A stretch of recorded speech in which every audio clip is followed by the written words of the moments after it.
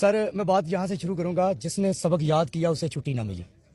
दर्द भी होता है, तकलीफ भी होती है, मिट्टी के गोश्त पोस्ट के बने हुए इंसान है, लेकिन मसला क्या है? मसला खान से वफा है, खान से मोहब्बत है। क्यों? कि वो शख्स अपने लिए जेल में नहीं बैठा, वो हमारे लिए जेल में बैठा है। मुझे बताएं कि ऐसी कौन सी चीज है कि एक शख्स के ऊपर 70 साल तक उसने 9 बॉल भी नहीं कराई, और 70 साल के बाद 75 साल की जैसे ही 73-74 में वो पहुंचा, उसके ऊपर 300 मुकदमे बन गए। वो मुकदमे उसने किसके लिए लिए? वो मुकदमे उसने मेरे लिए लिए, मेरे बच्चों के लिए लिए।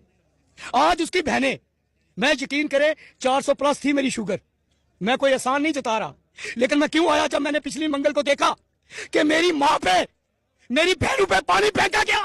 ये खान की बहनें नहीं है जो यहाँ बैठी हैं, और जो ये समझता है ये खान की बहनें हैं, वो सॉरी तो से पीटीआई का नहीं है, वो ये मेरी बहनें हैं।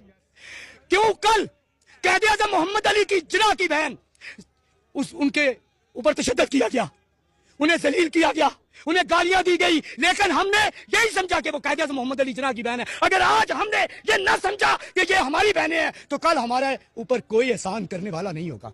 कल कौन सी माँ फिर कहेगी कि उसका बेटा इमरान खान बने?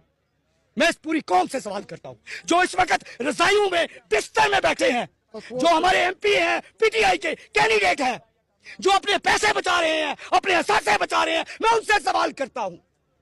वो नहीं बचा सकता था?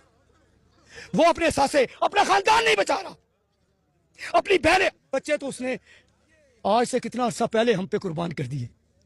बेशक उसके बच्चे जिंदा हैं, लेकिन एक बाप के लिए कोई यहां बाप है तो वो जानता है एक बाप के लिए क्या चीज सबसे ज्यादा, उसकी कीमती सरमाया क्या है। वो बच्चों को बचपन से जवानी की तरफ जाता हुआ देखे, उनके बचपन से खेले। वो नहीं खेला अपने बच्चों के साथ। किसके लिए?